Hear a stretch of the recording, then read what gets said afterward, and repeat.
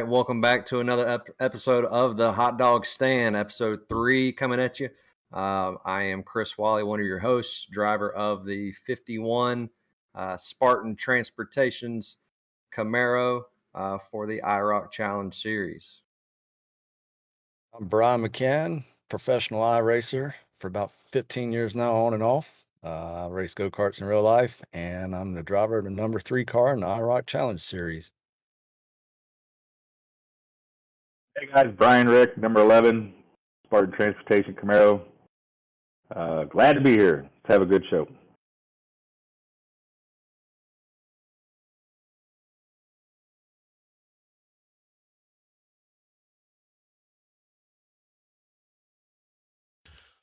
Number 2, Neil Quigg, Spartan Transportation Camaro out of St. Louis, Missouri.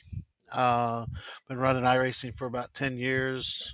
Race all kinds of facets of motorsports, 2-wheel and 4-wheel, motocross, go-karts, micro sprints, anything that I can go at it with. But switched over to iRacing and here to beat Brian McCann. Heard he's a big cheater. There it is.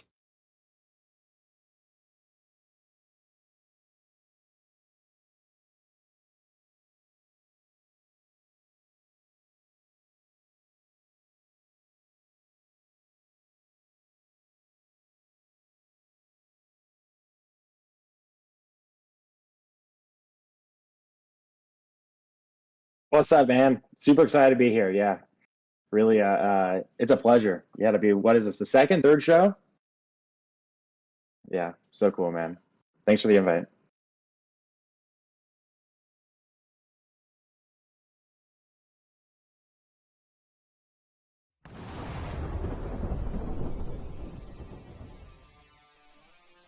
Spartan Transportation and Spartan Logistic Management is your one source for all your shipping needs. 53-foot dry van shipments, auto transport shipments, full-service in-house brokerage, drop lot facilities, just-in-time deliveries to all auto manufacturers, facilities in St. Louis, Missouri, Kansas City, Missouri, and Indianapolis, Indiana. Spartan Logistics LLC, proud sponsor of the IROC Series, Kyle Steffens UMP Modified and Silver Crown driver, and Gordy Gundaker, World of Outlaws late model. Visit us at spartan-logistics.net or find us on Facebook. All right, so want to thank Spartan Transportations for being our title sponsor. As you saw there, doing a lot of big things. Diving right on into our race, we just came off of race 3 at Charlotte Motor Speedway. Just to give you some race highlights. 100 laps at Charlotte. We had 4 leaders, 5 lead changes. We only had 5 cautions again for 20 laps. 2 of those being stage breaks. One of them coming before the green flag even flew, or simultaneously, I should say. So we'll actually dive into that a little bit today. Kevin McCann sweeping the night, having a big day, winning both stages and the race. And yeah, we had a pretty good night overall. Neil, Brian, y'all were up towards the front all night long. Tell us a little bit about y'all's race. Brian, you want to go or I'll take it? Go ahead. I'm thinking. No, I had a good car. Kind of paced myself with Brian and Kevin. Aaron Smith really had a good race up there, and of course Brandon Medford, which has really become a front runner this season. So just kind of set sail and kind of worked our way back and forth. I think I dropped back to qualified 8th and kind of picked off guys here and there. Just had good pace and was able to maintain tires. And any hard racing you did early on really kind of hurts you in the long run, of course. But again, just kind of picked up on what some guys were doing and was able to get out of the top 5. So it's a big deal. So, but yeah, I guess Kevin probably picked up on Brian's grip hacks for the night and ended up sweeping the night, which was good for him and locked himself into playoffs. And track position, that was key for that night. Right off the start, noticed Aaron, he was tire saving quite a bit. And So I was like, no, I'm going to go ahead and pass him. So I went ahead and used a little bit of tire there to get around him, got in the lead, and that helped out a lot, the clean air. And was able to maintain for a while. Then I went into pit for that stage one mandatory pit to get fuel. And while I was on the pit road, caution came out. So that really hurt me track position wise. And all throughout the night, I struggled to, pass. It was really hard to pass at the track. All throughout the night, I struggled. Getting some feedback. That was me. Sorry. No problem. So one thing I do want to talk about was tires. One thing that I noticed, and I didn't really think about it during the race, but I kept hearing people talking about a bump on the track. I was like, "There's no bump on Charlotte," and I believe after the race, I got to thinking about it. I think what was happening was the tires were getting really hot, and if you abused them when you turned down into the corner, I don't know if it's hopping or what's happening in the sim, but the car was not driving right, and I think that's what we were calling a bump. What did y'all think? Thought I hit a damn speed bump going into turn 3, and that thing washed up the track in the middle. Yeah, no, I'm gonna tell you that bump going into 3 was kind of like a jump, man. You'd be behind somebody, and man, two big things like Brian said, tire wear and clean air. If you could get out front and get that clean air, that was like killer. Because anything back in back traffic, I mean, you were just using up and you were still trying to get serve, but you were still using it up no matter what you did. So, but that jump, it wasn't a bump; it was a jump into turn 3. Worrisome if you're on the high side of somebody, right? Going in there, you're worried that they're gonna hit it just right and slide up the track on you. It's already narrow and fast running through there, so you really, Charlotte is one of those tracks to me that's pretty hard to pass. Like you kind of got to set it up and pass at certain points of the track, and if you're not set up just right, going in or out of a turn, it can really, set you way back. Kyle had a nice little bump right at the green flag. So Kyle, it's your situation that became the rest of our situations from me on back. So I'm going to let you kind of explain what happened, and then I'm going to tell my side of the story. Yeah, right.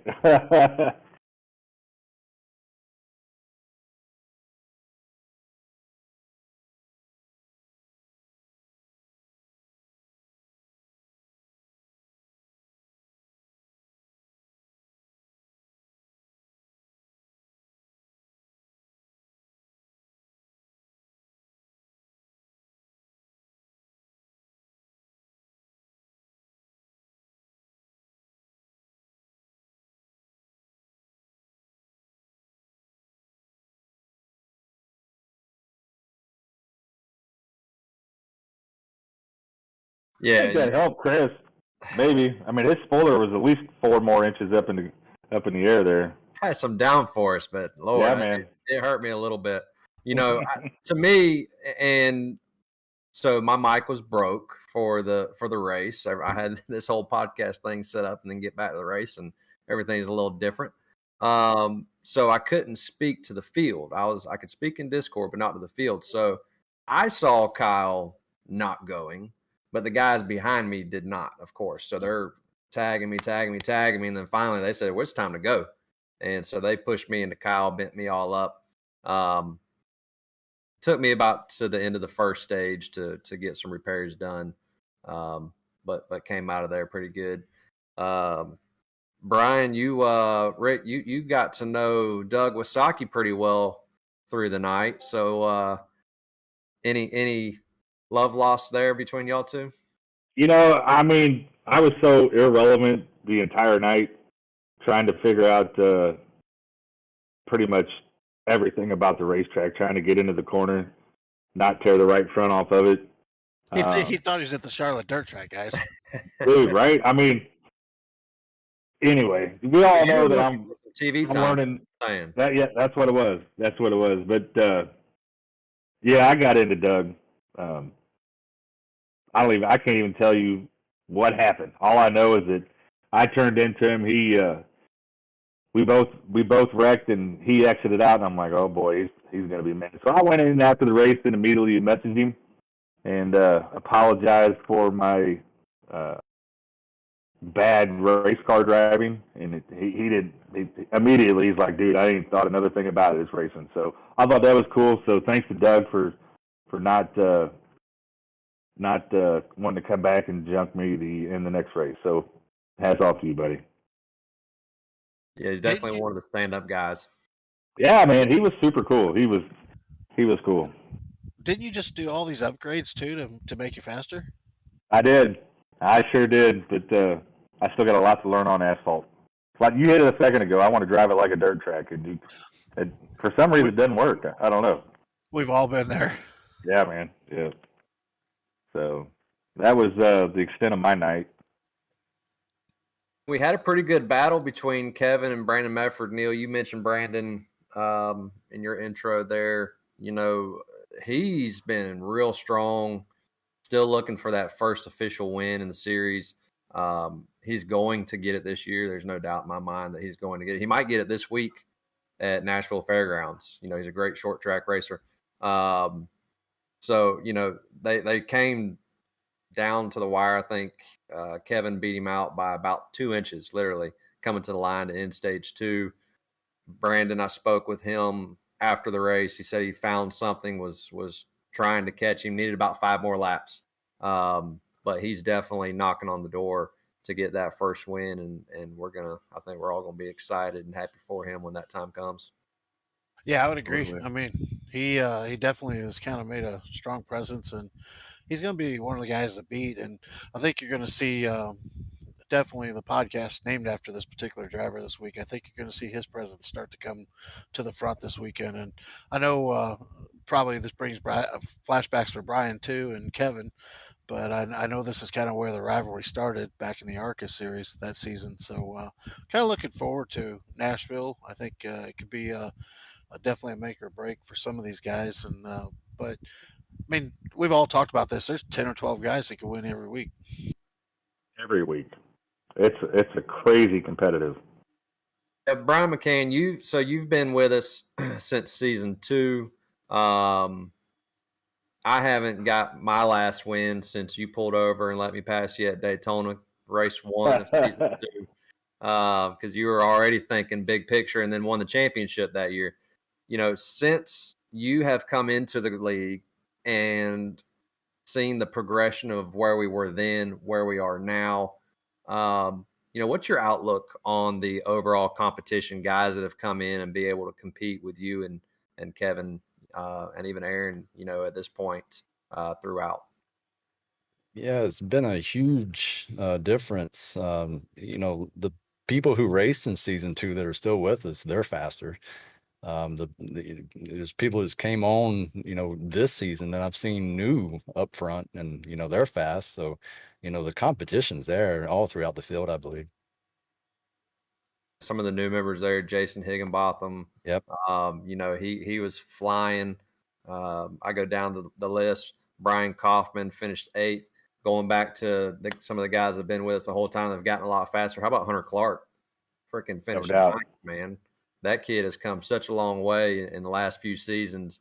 It's been fun to watch. But, you know, we got a good thing going, and I'm very proud to have every single one of y'all a part of it.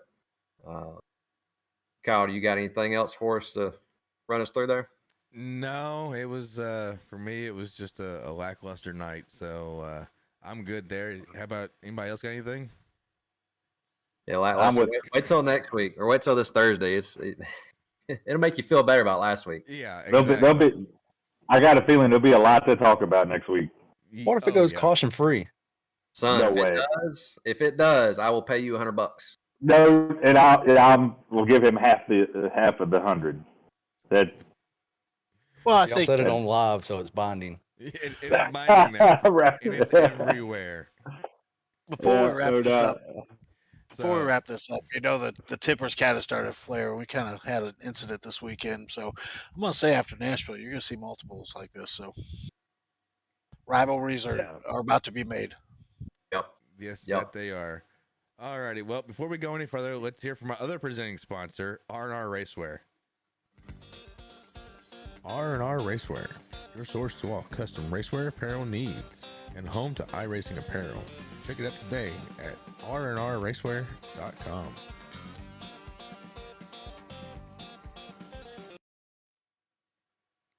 Alrighty, and we are back.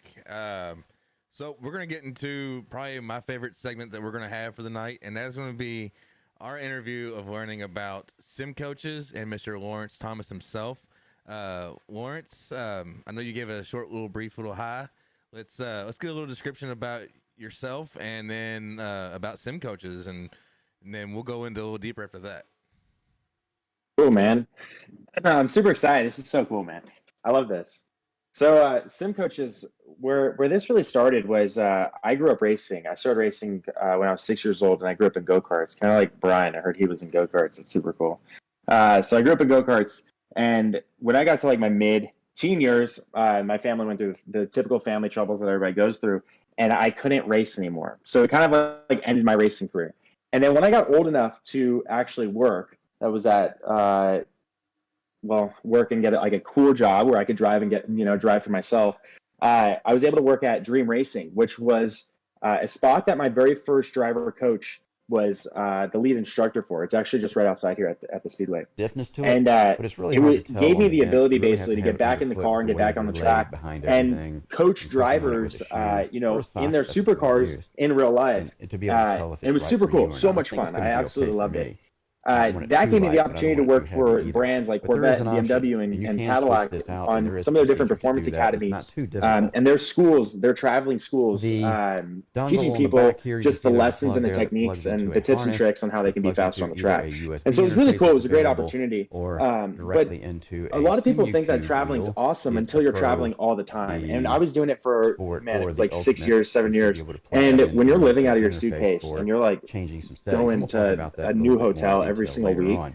it really But does take a overall toll on here, you. just a And I well-presented got to the pedal. point where I was Everything like, man, feels I very just want to solid. be You at can see home it and like has hang out with the my friends. Racework And I remember it was logo January engraved in there. 2020 actually when So that everything was is my very first smooth. month I can't where I find quit. anything I as didn't have far any as gigs a coming up. defect Like I didn't take any in jobs this, on, and I was like, I have to which is figure what's this really out. good. And so We're I going to talk started more about SimCoaches these by myself bearings in here actually. too, And SimCoaches but started going off through the as a pivots once coaching we get to company. these other And basically pedals. all the skills Let's take and a quick everything that look I would at do in the real brake life pedal. on the Now real here they're like on a using racetrack, something a little I bit took different than that they and used in I their created a push pedal. course and I By the way, tried to basically here sell they're that using as their master to drivers cylinder to make them faster a online. Tilton. And I actually only tried one time to Right sell there. it. And I remember Tilton there was master one cylinder. guy, he Now took this me is a up on it. His full name was inch JP Duplantis. diameter He's over in cylinder. Canada. Most of And these that he took me up hydraulic on pedals the that have offer, the gotten Elite into the Driver SimRacing Academy. garage And before because he took me up on typically that, are I was like, holy 5/8 crap, or people something actually like like that take sim racing as far as serious. the And diameter it of the sold cylinder. So these are me pretty on beefy. like the fact that sim And racing Tilton is is a something that's very going good to name grow up, brand. to blow up. And then A so lot I of started people getting pumped use those. about I it. consider them to My be buddy better than Seth, he's always Willwood, been a great but buddy they're of mine, much like more for expensive years. too than the He's Willwood had ones, the depending, of machine course, shop, what you same one do. that we're in It today. It can was be just in a different variable. building. So Much here we have smaller. again the There same was literally only basic one CNC in there, where layout as that's today there's going on with the 6. throttle. So it's So you have grown the a holes lot, and here. that's happened a Now the lot in holes like the here are last going 2 to be years. for adjusting But he the kind of pedal saw angle. where So we like can what I was change the doing, pedal and he was like, angle dude, here, the coaching stuff is and really we can cool, also but change it we should back here if totally we want like to move it back and forth for whatever reason. build like I would a assume that we really could badass use most of manufacturing the, business you off see of the brake this. pedal right And the now reason really where it came standing from is pretty we were straight using up. some of So if you some want to lean other it back, companies' you would pedals, have to and they were actually just come lower in here quality and lower and tier, and it was great because they got us screw into some of sim this. racing, right? But what we would notice is like, man, at the end of the night when you go home and you would want to race for like, I don't know, 3-4 hours, like the brake pedal specifically at the beginning of the night towards the end of the night, it did feel different. Like there was a different amount of squish, and it was really hard to be reliable and consistent lap after lap after lap, just because the brake pedal would actually feel different. And so that was kind of the deciding factor. It was like, you know what, let's try to jump in the market, let's build something really high quality.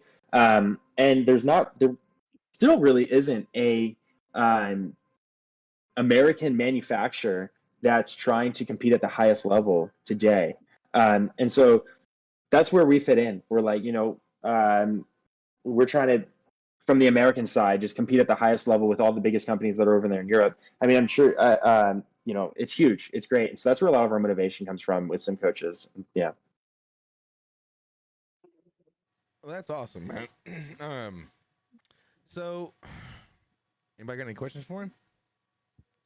So when you mentioned that you built these pedals, specifically the brake pedal, and you felt that it was the traditional brake pedal was different, towards the end of the night. Why do you think that was? You think it's because most of them were rubber stoppers, or there was no stoppers? What was your thought behind it? Yeah, that's a good question. So specifically, honestly, I don't know. I don't really want to say this the pedal set, but it's not a big deal. Whatever. It was the V3s, the Fanatec V3s. So that's the one that we were using. And if you've ever opened them up, they use these they're not polyurethane bushings, but they're like this. They're an interesting material. And we had the performance kit in our pedals, and really, even having the performance kit in there, I think it was just a wear thing. They're just pressing on time after time after time after time. They just they just wear in, and they just, yeah. So anyway, Yeah, it's like that's what it was. little foam piece or something, wasn't it? I know what you're talking about, but That's exactly right. It's a different material. It's but a lot of manufacturers use the polyurethane bushings. That's a very very common thing for them to use. So the benefit really to the hydraulics that we saw is we don't use polyurethane bushings at all. I wish I had a spring set here to show you guys, but we use bevel springs. So that's the thing that we do completely different. They're actually cupped washers, and we change the thickness of them to basically really change how stiff the pedal is. But these bevel washers literally feel the same time after time after time again of you pressing it. Now, the thing that makes the hydraulic the benefit is the fact that you can compress those bevel springs. So I see people all the time, they get hydraulic pedals and they put polyurethane bushings on it. And that actually doesn't have any benefit for you at all. If you're just going to compress the polyurethane bushings, you might as well just get a lower end set of a load cell pedal that can compress the polyurethane bushings. The benefit of the hydraulic system is the fact that we produce so much pressure on that cylinder, on that shaft, that we can compress a stiffer material. And because we can compress a stiffer material, the feedback that you get underneath your foot is actually much more realistic, like a real in-car pedal. So if you use our soft pedal sets or our soft spring set, the pedal actually is, you have a lot more leverage on your foot. So it does actually compress and have a decent amount of travel, and it has a nice amount of resistance. So where you actually find the benefit, really, the most amount of benefit is on brake pedal lift. If you're a road course racer like me, most of the benefit is when you're lifting off the brake pedal and carrying that brake into the corner. Being able to be consistent lap after lap after lap after lap is a huge deal. Now, the hard spring set is a big deal as well because it basically it limits the amount of travel that the pedal has. The pedal basically feels like you're just pressing up against the wall. It doesn't move at all. But the benefit from this, again, really from a road course side, because that's my background, is in the Formula One car, because the brake pedal doesn't have any throw at all, it doesn't have any stroke, you can actually drive deeper into the brake zone, and you can, because you spike your brake pressure much faster, if that makes sense. So you don't have to wait that extra, I don't know, let's just call it 20 meters, 25 meters of you traveling at 170 mile an hour in that Formula One car, because the brake pedal doesn't have to travel 2 inches. You literally just get right to the pressure that you need and can get it done. It's a huge benefit, actually. It's a huge advantage. The biggest car that you see the most advantage on is the Formula One car when you throw those hard springs on, because you can actually tell people that have a softer brake pedal setup or a setup that they aren't as comfortable braking deep into the corner because they're going to lock up the tires. Man, you can literally just see the difference. It's huge. It's mega. Yeah. So that's the benefit. Cool. That's the benefit of hydraulic versus some of the other ones. It's the springs that you put on it. That's what you actually are looking for. I'm looking at it. Go ahead. So I can definitely agree with that. Lawrence, as you know, I've got a set of the P1 pedals myself, and I went from the Fanatec Loadcell pedals, and yeah, they were good pedals. I won't lie. I mean, I did okay with them. They got the job done.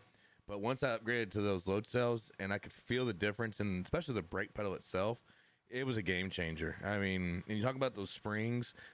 I use those springs, whether it's stock car or Formula One or whatever it may be, just because I'm too lazy to change them out and crawl down there. But I'm curious to actually switch them out to the softer spring that you've got there and see how they do for a stock car.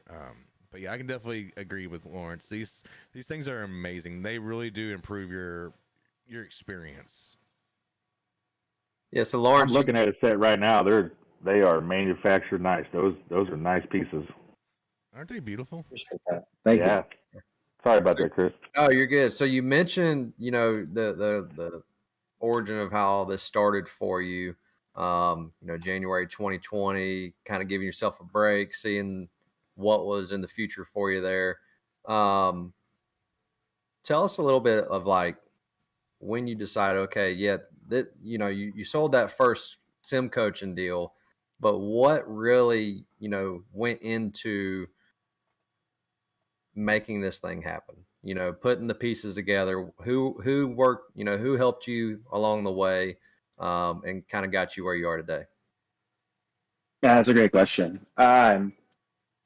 So really, we didn't sell our first pedal set until it was I want to say January, March, April, May, June, July, August. It was I think it was September of 2021 was when we sold our very first pedal set. From January till about March, that was when I started building like the program and then built how to sell it and all this stuff. I kind of, in some sense, wasted just a lot of time. I wish I would have just like jumped into this a little bit faster, but whatever. So it took me about 3 months of the coaching thing, of like building it, trying to figure out how to sell it, understand like learning marketing and all these different things, these skills that I had absolutely no idea of at all before Seth came on board with the machining and the SolidWorks and the CNC knowledge. From there, really, there was a lot of trial and error, honestly, with the pedals. We had probably 3 or 4 versions that we made of the pedals before we even got comfortable selling a set of pedals. And the pedal set that we sold very quickly got a revision as well. Really, it was a lot of long nights because Seth still had all of his operating expenses and everything that had to get cleared during the day, and it was a big risk basically trying to just shut the shop down during the day because he only had 1 machine. So it wasn't like the 6 that are out there right now. If the machine was running for SimCoaches, it was a big risk. Like there was no for sure thing that this was even going to make money at all. So yeah, hopefully that answers a bit of what you were wondering. It was really me and Seth all the way through. We didn't hire first person until Daryl came on board. It was like February of this year.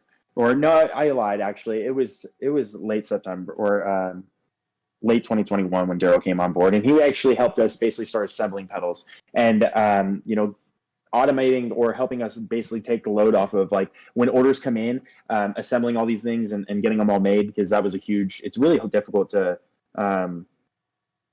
sell and market and make all the graphics and try to edit your website, and then the machining stuff out there. Man, I've gained such a respect for manufacturing and running this kind of a business, just doing this. There's a lot of times that we should have quit, but that's just like, that's not at all our personality. There was so many times where it was like, here's your opportunity, you can totally quit right now.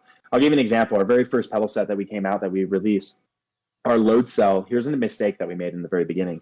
Our throttle pedal actually was a Loadcell pedal, and right today it's ran off of a throttle position sensor, the same one that's in the Mustangs, the early 2000s Mustangs. But in the beginning, it was a Loadcell, and the reason why we did that was because there's like the market in a way is kind of trained to hear Loadcell and think high quality, and so we we're like, you know what? Let's just kind of leverage that from a marketing standpoint. We'll throw a Loadcell inside the throttle pedal, and then we can still say it's like Loadcell, but it's just different. And the problem that we ran into was in the very beginning, we weren't using Leo Bodnar or any of these. We actually had Arduinos with code that we wrote here in house for the pedals. The problem with that, although it worked on my PC great. When we sent it out to so many different people, the bit rates and the way that these things would read on everybody's PCs actually was different. And it was a big deal. It was really difficult. So we had like 13 people that in the very beginning took the risk on us. And man, something super funny when your PC would start up in the beginning. This is just like, I can't believe when I'm thinking back now that people actually trusted us to this level. It's so amazing. But when you would plug your pedals into the PC and the thing would start up, you had 10 seconds to basically press your throttle pedal all the way down and come back off of it. And that would calibrate the throttle pedal. That would tell the pedal or tell the PC, this is the minimum and this is the maximum. And if you didn't get that done within 10 seconds of your computer starting up, you had to unplug the pedals and plug them back in and then like do it again. So like, if you can imagine, if your PC is not close to your simulator, you have to literally, it's hilarious, dude. You had to plug the thing in, run over to your simulator. You only got 10 seconds. What were we thinking?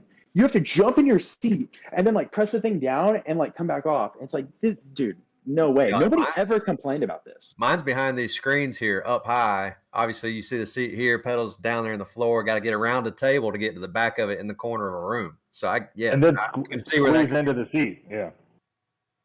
It's the funniest thing, man. And like, nobody ever said anything about that. Like, but we just knew that this is just not us. This is not the quality. Like us, because when I would want to play the simulator, those were my pedals, right? And I was like, dude, I don't want to do this crap. Like, so we actually came out with a new pedal. We started working on it 100% behind the scenes. And it's actually still, for the most part, the pedal that we have today, with little tweaks, little changes. But we ended up just like packaging that up for the first, I think it was 13 people, and we just sent it out to them. And just a new throttle pedal showed up in the mail, and it was like just a new upgrade and just like our new vision forward of how we were going to move these pedals. And that's taken us super far. And that pedal set's awesome. Yeah. The amount of revisions that we still do to our pedals though, is pretty hefty. You know, when things happen in our server, because we are very in tune with our community, we ask for everybody's input on everything.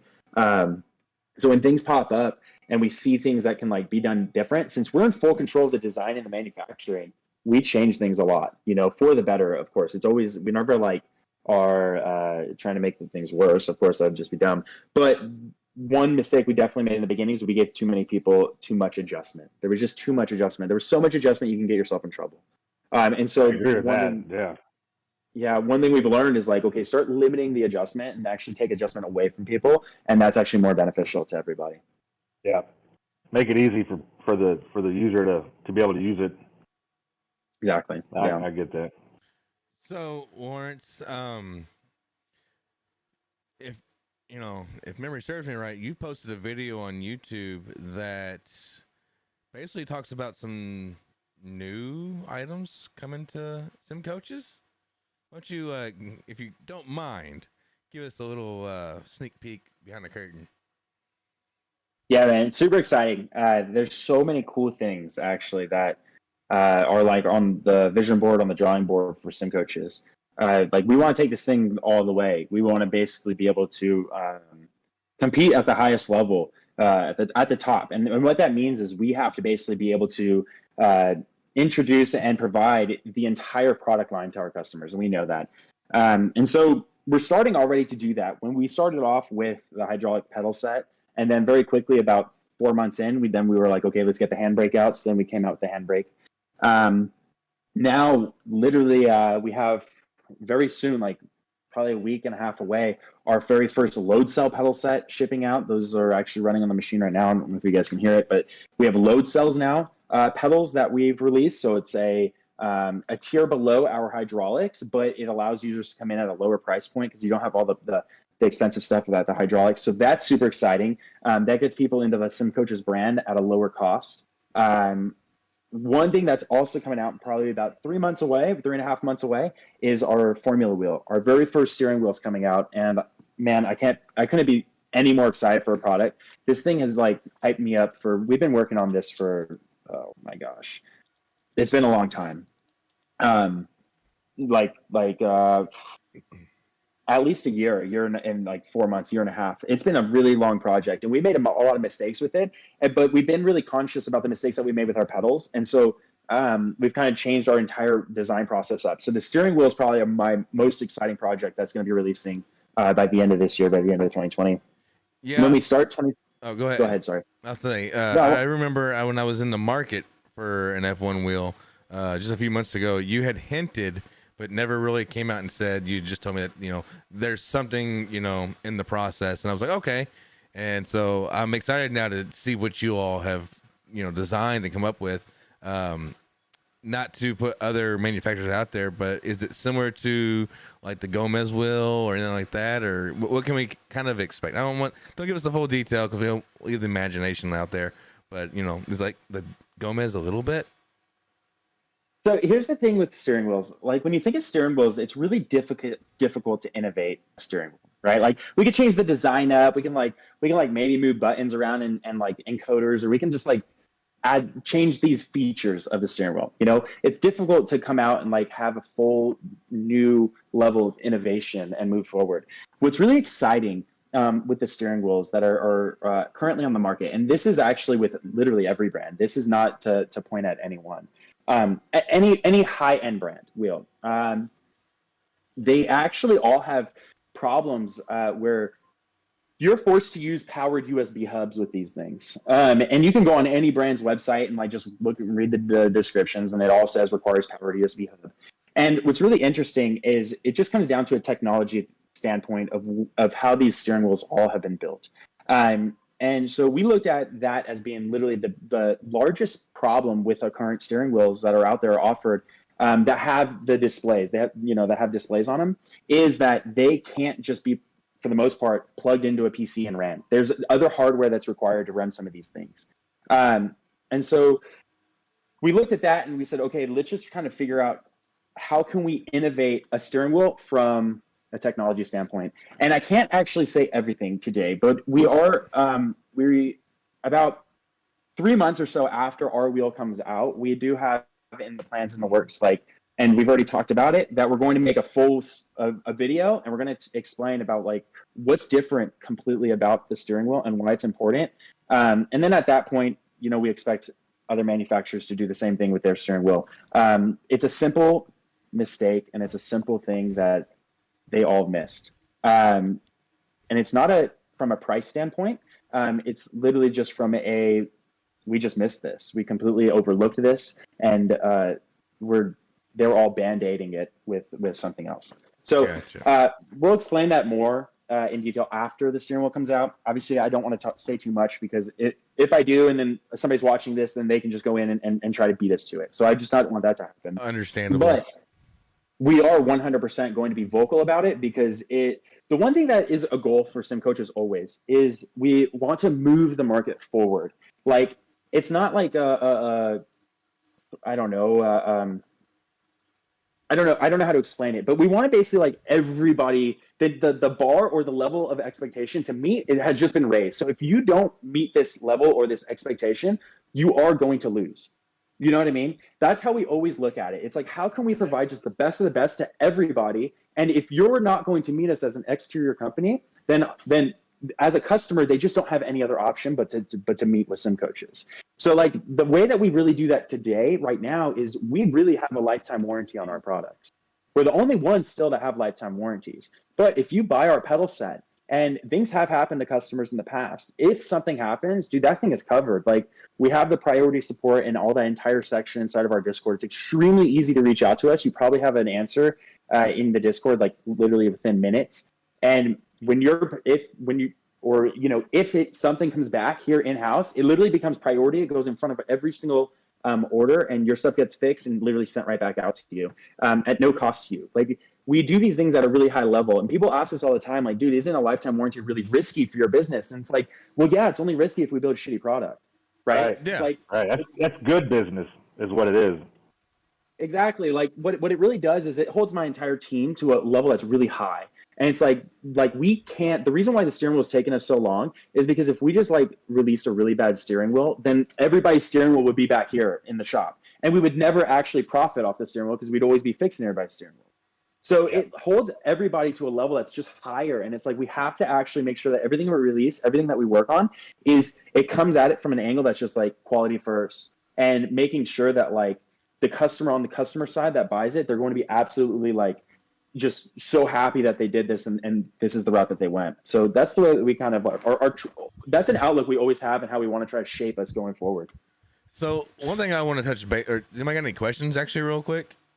I do. I've got one real quick. Go ahead, Neil. We're talking about this steering wheel. Is this just a steering wheel, or is this a wheel base, or is it just separate? So right now we're just working on the steering wheel.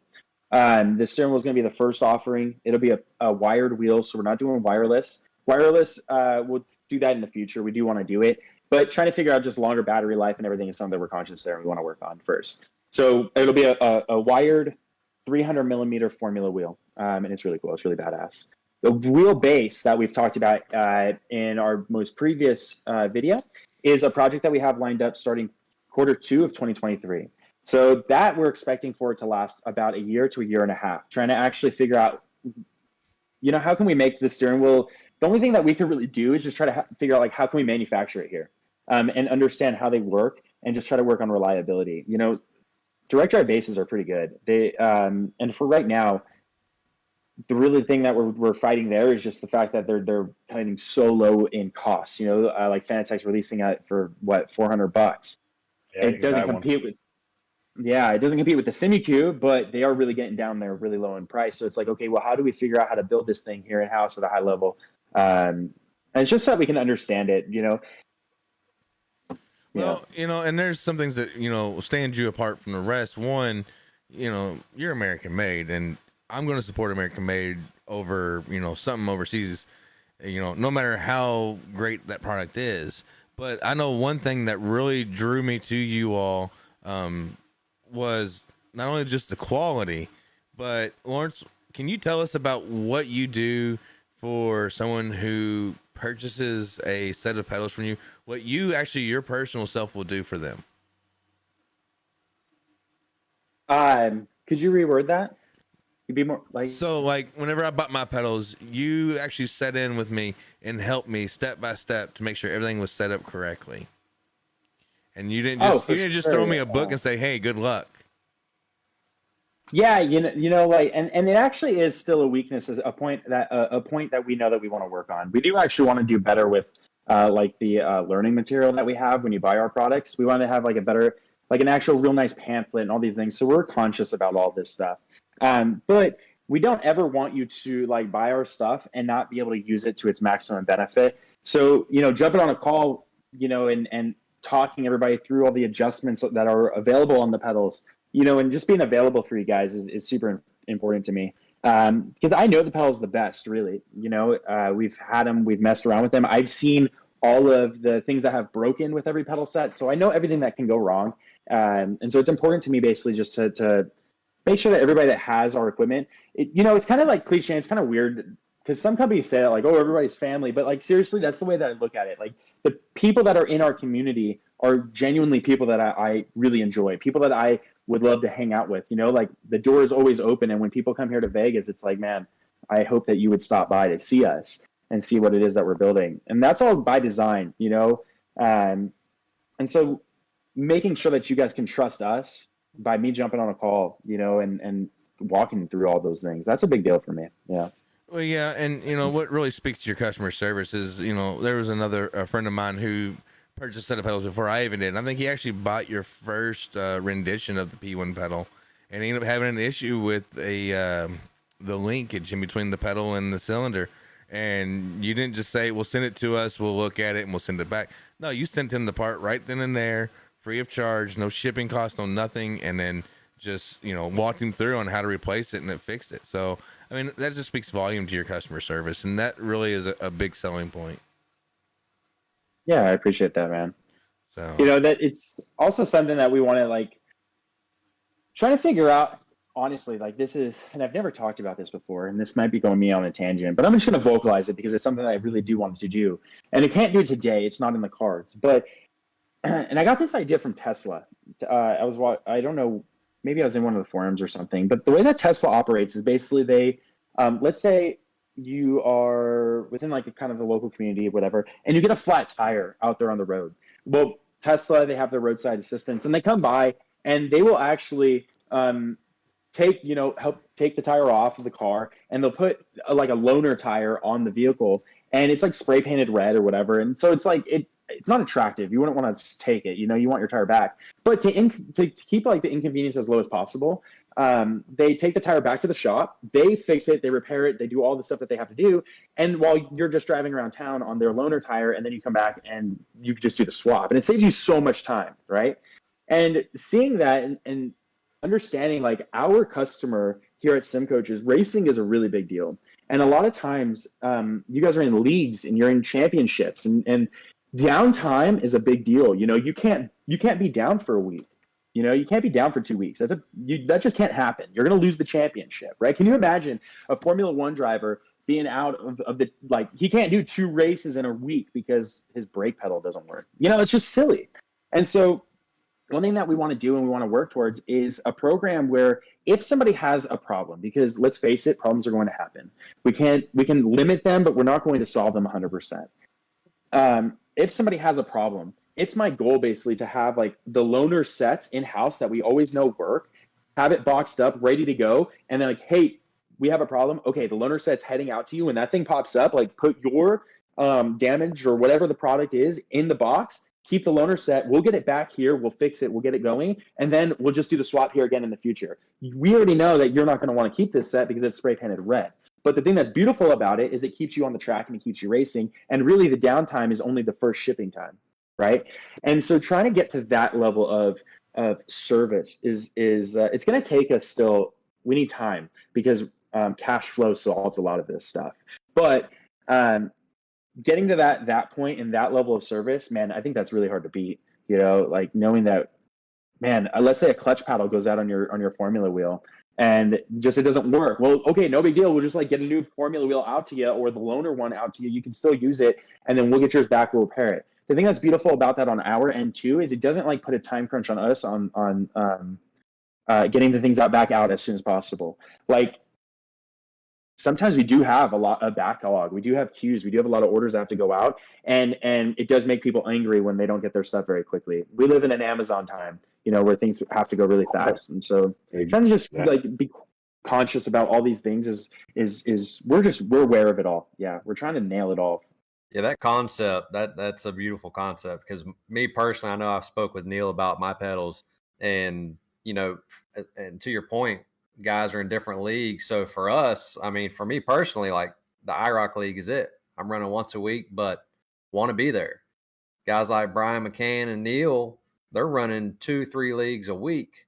So even for me, running 1 race a week, maybe between seasons having 5, maybe 6 weeks in between, like I've been too nervous to send my pedals off to get worked on. And are they going to be back for race 1? So that concept y'all have got going there and trying to get to is definitely one that will change the game for you, in my personal opinion. I completely agree.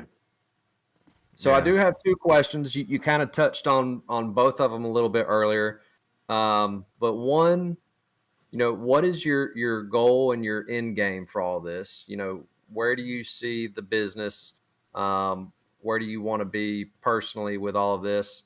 And then 2, let us know where we can find your product. Let everybody listen and know, where can they go purchase this stuff? I love that. So really the end goal with SimCoaches, we really want to, it's huge. Like the dream is huge. The goal is big. We want to just, like I've said it a couple times, we want to compete at the highest level. In a sense, when you think of sim racing, I want you to think of SimCoaches. Like when you drink a soda, you think of Coke. Like I want to be able to have us just basically really be at the forefront of technology and shaping just this industry. It's really exciting to me, sim racing, because it's really in its infancy. Early 2000s, this thing has started, but it started to blow up just in the last couple years, and it's getting really big. And for me, seeing just how the in-life driving world has gone and how it's shifted and how things are changing, it just really hypes me up the way that I just imagine sim racing in the future. I'll give you an example, and I won't go too deep into this, but it's fairly obvious to me that all the manufacturers are now working on some sort of automated driving platform. 100%. And so I can just see, and if you just extrapolate this out far enough ahead in the future, I don't know if this is 10 years, 20 years, 30 years, but it seems fairly obvious to me that there's going to be younger generations that at some point are going to not want to drive on the street. They're going to want to just let their car do it. I don't know when that is, if that's 30 years in the future, 40 years, but I do believe that that's going to happen. But the thing that's cool about that is I then also believe that will make racetracks really freaking cool, because as these kids that don't have any want or, don't even maybe in some cases have the opportunity to learn how to drive a car on the street, they will pass by the racetrack and they'll look at it and they'll be like, that's where you get to drive a car. And like, it's weird for us to understand this today because like I could just walk out there and drive my truck. But seeing just where things are going, I really do believe that like driving a car in the future is going to become like a luxury, and it's going to become something that's really stinking cool. So sim racing will also be that spot where like you can just have this inside your house and you can do that really cool luxury thing of driving a car like in your home at a really low cost. And we right now are just at such a like, we're in on this thing really early, all of us. But I see this as something that like, man, it's going to be so cool in the future, you know, like to have a simulator inside your house and being able to race and do that really cool activity that you don't just get to go because your car that's in the driveway doesn't let you drive it. So yeah, but going out in the future to make this thing happen for us, we want to 100%. What we're doing right now is our focus is on the hardware side of trying to create all the hardware that we can, and in some sort of level innovate there, you know, with like the ABS braking system or what we're going to do with the steering wheel. Try to find spots and pockets that we can innovate at a really high level for everybody. The next thing that we really want to do is we want to have driver lounges. And we've already seen this concept pop up around the United States where there's these little lounges that have simulators inside of them. And, you know, maybe there's some drinks and there's food and whatever. That's super cool. I think it's awesome. But what I really would love to have is the SimCoaches driver lounge, you know, where it's just, you know, that you're going to get that same awesome, amazing experience, no matter if you're inside of the driver lounge in Vegas or you're in the one that's in Philadelphia or you're over there in Miami or whatever location that it is. You just know that's going to be just a superior, beautiful experience, you know, and it makes sense for us to have these things because, really the why I see that such a benefit is because, you know, when you just look at like an automotive industry, their entire marketing plan for the longest time was get the butts in the seats. And that's kind of our industry as well. You know, if we can have this place where people can come in and they can try our equipment before they buy our equipment, it's a beautiful thing. You know, I can see our conversion rates just getting so much higher because it's a big risk to jump in our world. And I know that, you know, that our stuff is expensive and it's not cheap. So it is a like when somebody pulls out the money and they actually pay us, like it's I don't take that lightly. You know, I understand what kind of decision that was, and so having a spot where people can try these things around the country would just be amazing. You know, and like I said, it just makes so much sense. Yeah. On the software side, man, the software really hypes me up. With Visor was built on a completely custom platform where we made the mistake with Visor. Visor was not our first software. We actually had Intelligent Driver, and Intelligent Driver did a lot of amazing things with the pedals. It literally did everything that we wanted to. So we could have stopped there with Intelligent Driver. What I mean by that is like manipulating the pedal curves and all these things that you guys are all familiar with Husingfeld. We had Intelligent Driver that did this. But Intelligent Driver was limited. That's literally, it was built on a platform that like, and it was built with the sole purpose when it was first built that was all it was wanting to do was just to change pedal curves. It's pretty simple. Visor, our second release, which is basically like kind of V2 to Intelligent Driver, allows us to do all the same stuff as Intelligent Driver with more data points. But one thing that we've never released for our drivers in our community is we actually have a version of Visor that pulls all the data as if it were like a VRS or a pure driving school or whatever. You know, we have that version. We had kind of a little bit of on like employee side problems with the software kit that we had. And so we basically have a vacancy right now in our software position. That's why Visor hasn't been pushed forward anymore. But Visor is built basically with the intentions and the goals of I don't want to get too deep on this, but the goals and the intention of it is basically to do an entire, it'll control all the software, but it'll also have basically like driver coaching at a really high level, leveraging artificial intelligence to basically read and output these informations back to the driver in real time. So part of the technology that one of my buddies owns is, and it's really kind of cool. It's used in a different market. It's actually for life insurance agents. It's basically like they're able to, and it sounds kind of like robocalls, but they're able to call people, have them answer the phone, and then like ask them a question. The human reads it back, and then the AI on the other end can actually like change its answer based on what it is that you said. And so it's in like its really early stages, but it does work already where you can actually have like an AI driver coach in your ear. And to give you guys like a really quick outlook on this, let's say that like we're all out there on the track, and we're all, constantly feeding data to this system. It's just a data platform is all it is. And we know that Kyle is just killing it in turn one, but none of us can figure out why, right? He's just like kicking our ass. Well, what we could do is like the AI system, like as we're coming into the braking zone, it could be like, Brian, brake at the 50-meter board. Well, how does it know to brake at the 50-meter board? It knows how to brake at the 50-meter board because Kyle has broke there at the 50-meter board, and he has the fastest sector time for that sector. And when we just extrapolate the data, he's able, when he breaks the 50-meter board, to carry the most amount of speed through the apex and get that car turned and exit the corner. And his sector time is the best. And so on just simply a data level, we know that if you just want to at least match Kyle's time, do this. And since I coached for a really long time in person, one thing that I saw a lot, and this happens a lot, is there's drivers on track that are able to drive at a much faster pace than the coach that's sitting next to them. And that does bother me to some point, because from my standpoint, I was always protective that I wanted to know where I was driving and the information I was outlaying at a much higher level than the person that was sitting next to me. Because it's my belief that I can only coach you as fast as I know how to drive it. And when you think of like a human element, yeah, there's some really kick-ass fast drivers on this platform, but none of them are the fastest on all segments all the time. They might be the fastest over segment one and then just average on the other two, right, or other three.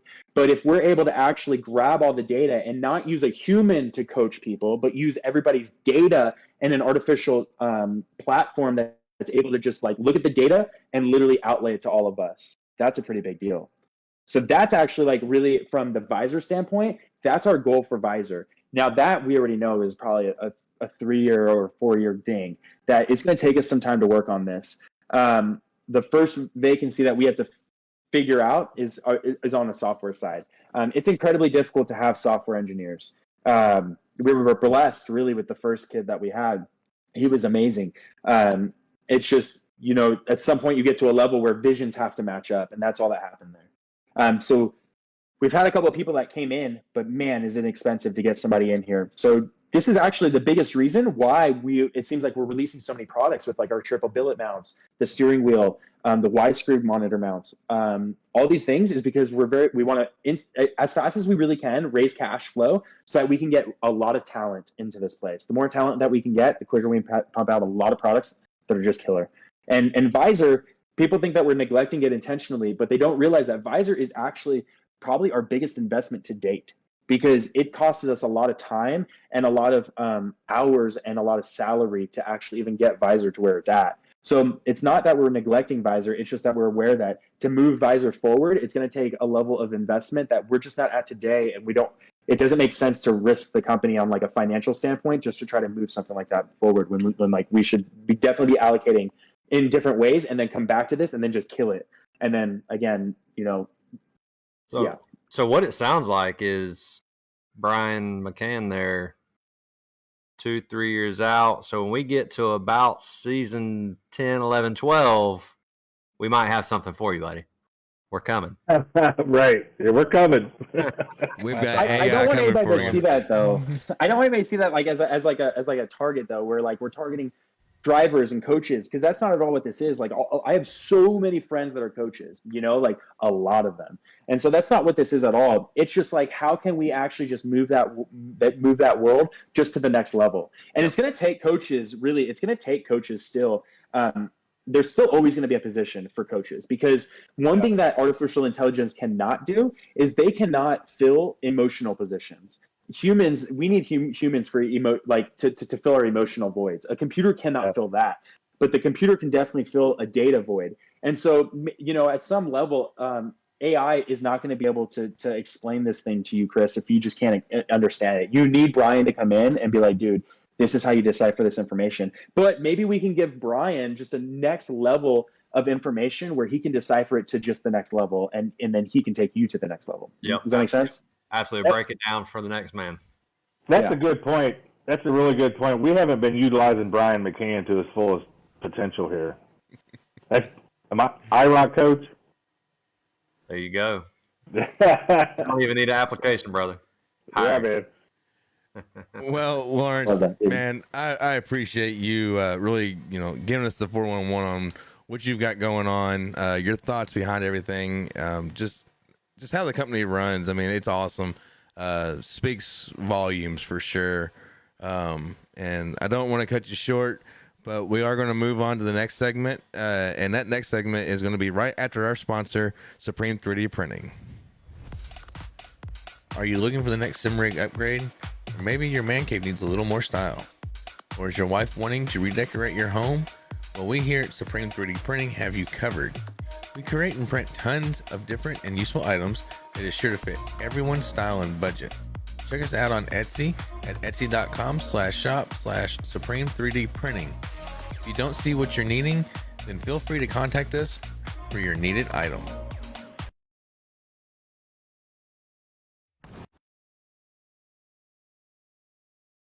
And we're back. All righty, guys. I appreciate it.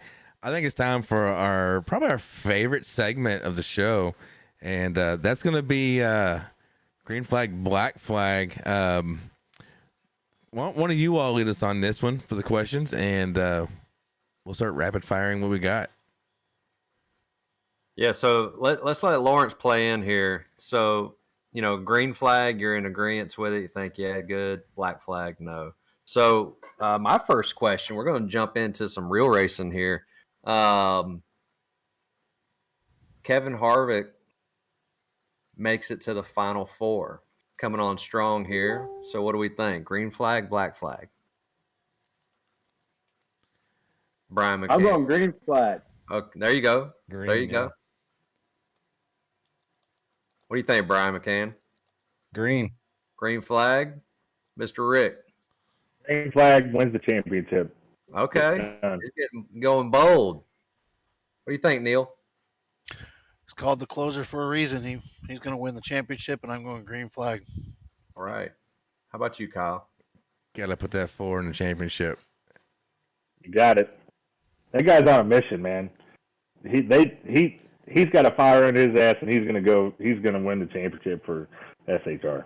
It's like anything else you do, right? So any sports that you're into, if you're hitting momentum at the right time, I mean, there's no telling what it can do. And he said in his post-race interview that they are figuring out right now how to make the car go faster. And if there's a hell of a time to do it, right now is the time. You ain't wrong. I agree. Yeah. So we do actually have a listener question right now, and it is Mr. Brandon Medford. Does Kevin make it through the field in the third segment at Nashville? Kevin McCann? Yeah. Black flag. So, Lawrence, just for a little information here, Kevin is Brian McCann's, is it your brother correctly? Brother. Yep. Yeah. And they basically, for the most part, dominate the league together. So they're kind of like our goal to achieve. So even though you may not know him, what would be your prediction? Let me give him a little more information. Give some more detail. He won last week. We've got a winner's penalty. You start the race from the rear, and then you start segment 3, stage 3 from the last car on the lead lap. So he'll have, and segment 3 is the shortest. It's 25% of the race. So 150 laps. He might get like 40 laps. It's going to tick off quick. And we've been averaging 35 to 40 cars a night with all right. And don't forget Nashville Fairgrounds. We're at Nashville Fairgrounds. Last week we had 22 guys still on the lead lap. He's doing it. No, he's doing it. Green flag. Let's go, baby. Come on. Yeah. Look at Brian over there. Brian's like, hell no. I would be impressed. Listen. He might have watched that race with Kyle Steffens that one time. He knows how that bumper works. I mean, we saw it last week, Brian. So, I mean, if you're the guy that's in between him and the checker. Somebody's getting moved next week, 100%. Sure. All right. What do you say, Neil? It's a black flag. There's no chance in hell. He's gonna be 5 laps in and on a hooker, guys. Man, he's gonna be done. He doesn't have the patience, and neither do half the guys that he's gonna be passing. So yeah, definitely black flag. Sorry, Kevin, this shit ain't gonna happen. I'm going to give it a black flag as well, just because I know I'll be a lap to 10 laps down. Who knows? But I've got a big bumper, and I will put it in the way. I don't think he has to worry about your bumper. More like your ignition switch. Yeah, ain't that the truth? I mean, good. I mean, you got the best pedals out there, so you just need to push the gas pedal. You just need to make sure that it's on to do this. Okay. Exactly. That's my issue there. So we're going to go to the next question here. We've got Anthony Handley says, we're going to go real NASCAR here now. Does Chastain get taken out as they get closer to the 16 and final 8, etc.? Green flag or black flag? We're going to go with Chris. I'm going to go. I said last week that he, as far as car for car, he, to me, has the best chance of winning the whole thing if he's able to. I'm going to say, does he get taken out was the question. Green flag. I think he does. I think he's pissed off too many people. He's got the fastest car, but Denny's after him. Kyle Busch just said that he got Chastain on Sunday. There's just too much happening, whether it's his fault or not. At this point, he's wrong, right? Even when he's not, he's going to be viewed as wrong. And at least amongst the competitors, I know everybody doesn't view it that way. I don't particularly view it that way, but I think someone else is going to get in the way of his championship, and it's probably going to be wrecking him when it matters. And that person's going to be Denny Hamlin. It's coming. Oh, definitely. I think he's the guy that keeps Denny from winning the championship. I'm vice versa. Yeah.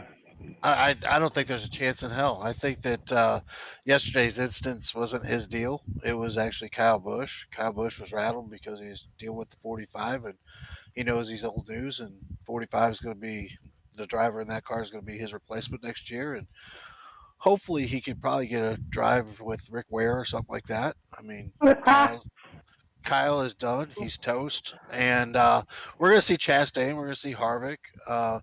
Joe Gibbs, I'm not sure exactly. Hopefully, thankfully for you guys do have the younger Gibbs coming up, because right now, Truex should have retired.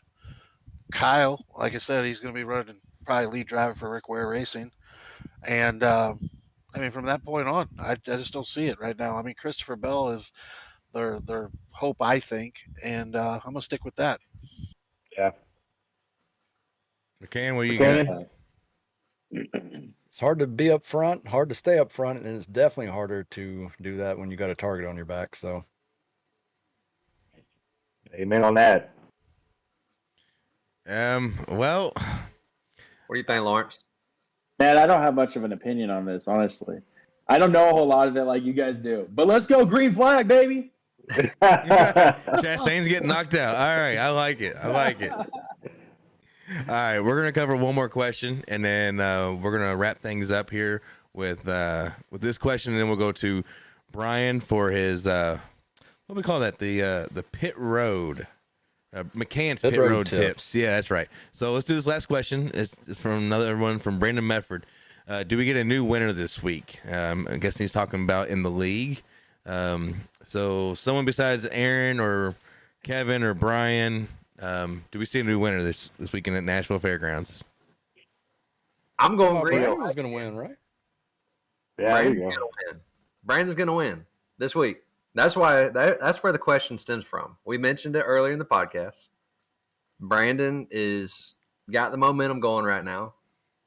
I'm going green flag for a new winner, and my pick is Brandon Medford. I'm going green flag, and I'm going to take Brian McCann for the win. He shakes his head no. No, this is that race that Kevin's part of, right? Kevin's starting in the back? Yes. Yeah, yep. Kevin's got this one, dude. Kevin's got this one. That's my pick. Order. Wow, that's a bold pick. I'm going. I mean, you got to go. Aaron Smith. That's who I'm going with. That guy's just solid. Green flag, Aaron Smith. Brian McCann, what you got there, bud? go with a new driver, Jason Higginbotham. What's his last name? Ooh. Higginbotham. Dude's fast. That dude is fast. I was told before he got there that he was pretty good, and he's shown it every week. I'm gonna pick Cook. He's shown to be a sleeper at times. I think he can pull it off. I really do.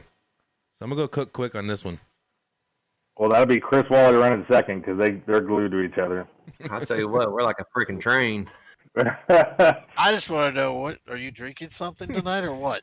I've seen him come out and just dominate before, and then just at the last 20 laps he's done lost it. So I think he can pull it out. Well, I mean, he's fresh off a lake visit or vacation, so he should be good. Yeah, he should be really good. Good That's spirit. his brother, Lawrence. Yeah, that's Neil's brother right there. That's awesome. Usually pertains to a lot of the entertainment factor for the week. So, All right. Well, this has been a really good green flag, black flag segment. I appreciate everyone for the questions. Be sure to keep sending them in. You can send them to our Discord as well. There is a channel just for that as well, but we will take them live as well in chat. So we're going to move to our last segment, and then we're going to call it a night, guys. So this last segment is something new we're starting. It's called McCann's Pit Road Tips, and this is where Brian will just kind of give our listeners some kind of tidbit of information, whether it be a setup idea or whatever it may be. So Brian, the mic's all yours, man. Yeah, so I wanted to talk about field of view. I want to go back, not so much about how to set it up, and there's several tutorials online on how to set it up and everything. But I want to give my experience in going through sim racing and the upgrade of my rigs throughout the years. So I started out on a Thrustmaster T2. A lot of people would probably have to look that up. That's back in the 90s, I believe.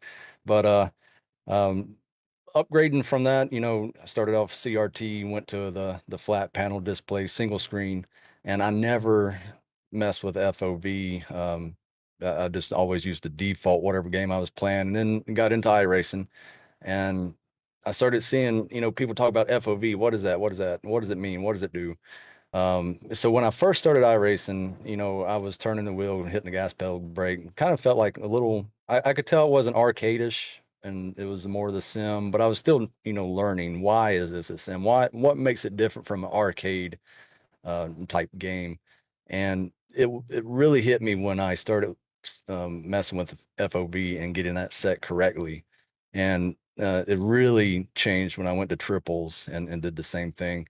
And the difference between not having the correct FOV and your monitor setup versus having the correct setup, in my experience, is it allowed me to feel the car. Before that, I couldn't really feel what was going on. I can maybe tell you tight, loose, but I couldn't feel the balance point. I couldn't, when you're going around a turn and you're balancing and you're keeping that balance from the start of the turn, the middle of the turn, exit of the turn, I couldn't really do that. And the sense of speed, the ability to feel what the car is doing and how fast you're going, that really helped. And I think it also helps with motion sickness. When I first went to triple screens, horrible motion sickness. I was like, I hate this. I can't do it. But then I corrected it over the years. But anyway, so basically what I do when I set up any type of new system or help somebody set up, and I might be wrong here, but correct me if I am. But I sit in my seat, just like if I'm going to be racing. I measure from the floor to my eye. That's the height that I want my center screen, the center of my center screen, to be. And on a triple setup, that allows your eye to be level with your side monitors. If your eye is above or below, you're getting a distorted image on your sides. So that's one thing I'd pay attention to. And then the distance from my eye to the screen, I haven't really experimented much with that. I always just kind of go with 2 feet. Now that I've got bigger monitors, I need to change that because I've recently upgraded to 3 32-inch monitors. And also the angle, I'm still experimenting with that. Kind of the standard is like 130, 120, something like that. I'm not able to hit that angle with these. On my current sim rig is just 2x4 pieces of wood, and I'm not really able to change that. But here coming up, I'm going to be experimenting with that a little bit more once I get a true sim rig set up. So, question for you, and I know everybody's numbers are going to be different based on monitor size, single monitor, triple monitor. When you're looking at your screen, single monitor or triple, and you can speak to both if you know, what visual point are you seeing? You know, we got the A post. Are you on into the net? Are you seeing all the way over to the edge of the windshield? You know, just visual for somebody that, you know, they can do all the measurements and don't really know what that number looks like, but they can say, okay, this is what he saw. So this is what I need to look for. What are you seeing? If I remember correctly, the distance your eye is from the center monitor is what affects that the most. So when I set that up, I tried to have mostly my front windshield displaying on my front monitor, and then the A pillar will be right in the bezels. Gotcha. All right, Brian. So, go ahead.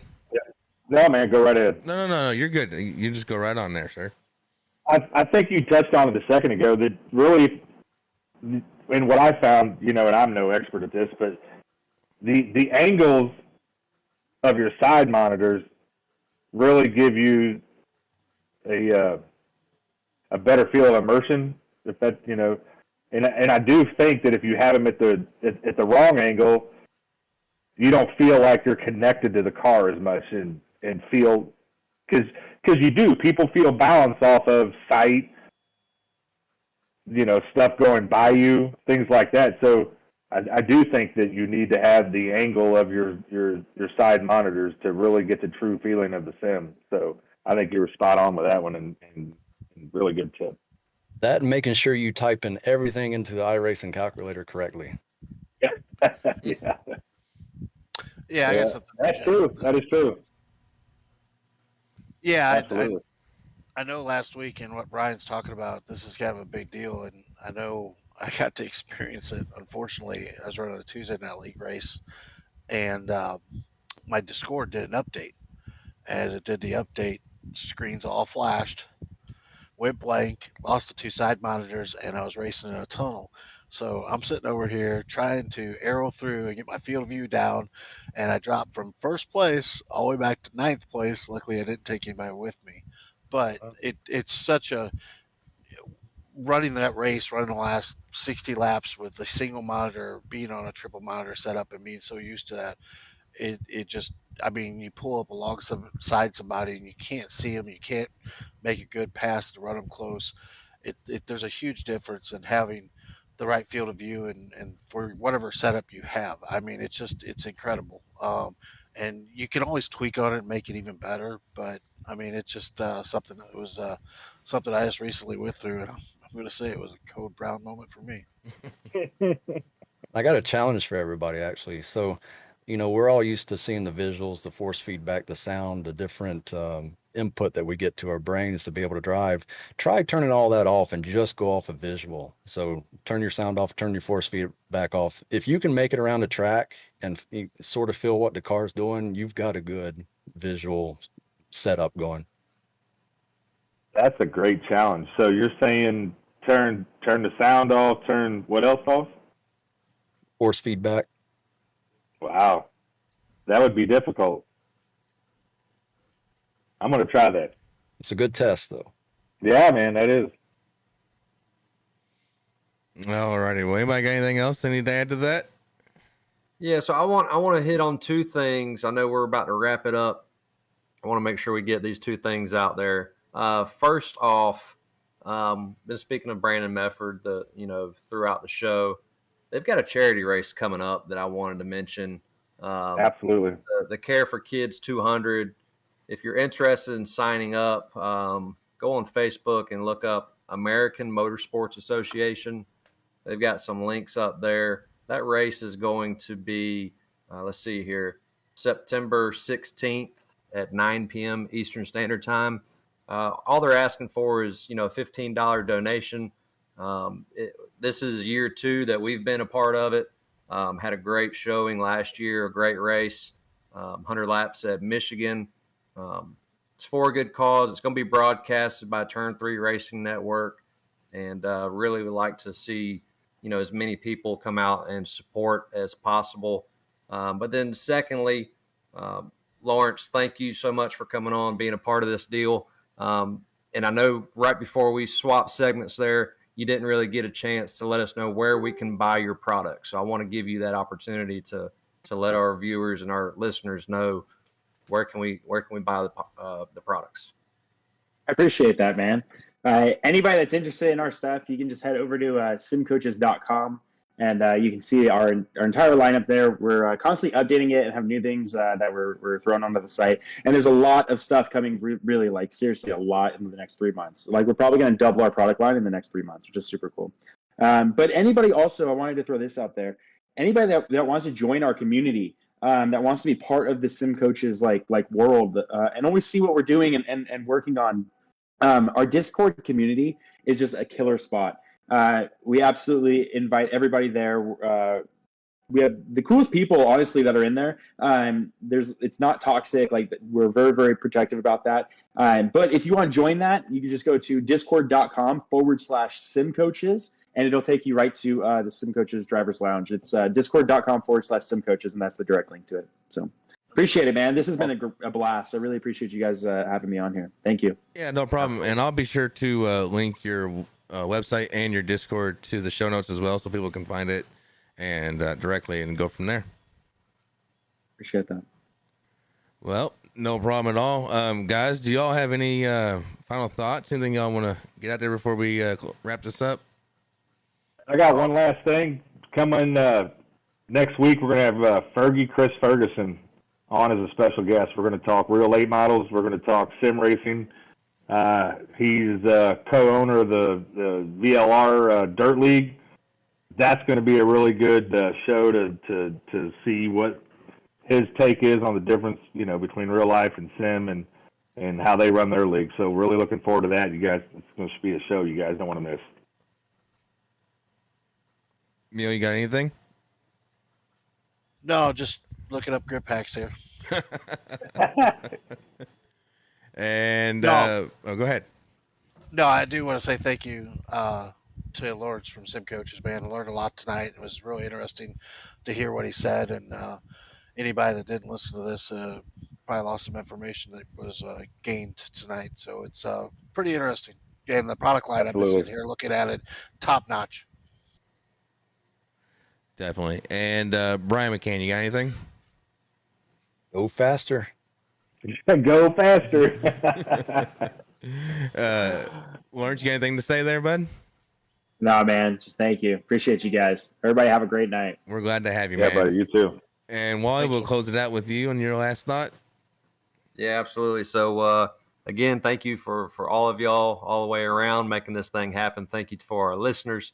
Any league members that are planning on racing Thursday, please get some practice laps in, because Nashville Fairgrounds, Neil mentioned it, tempers. That might have to be the title of the podcast next week if we can't handle ourselves. But now, for sure. Yeah, looking forward to another great week of racing.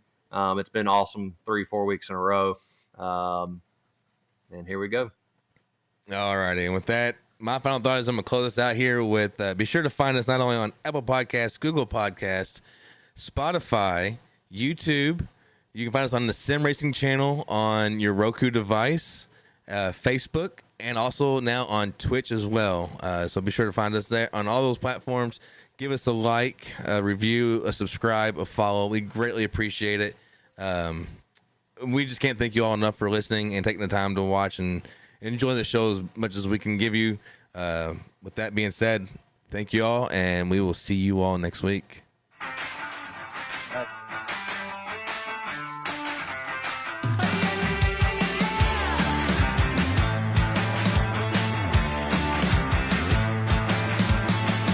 Get up on your feet, this is a shame.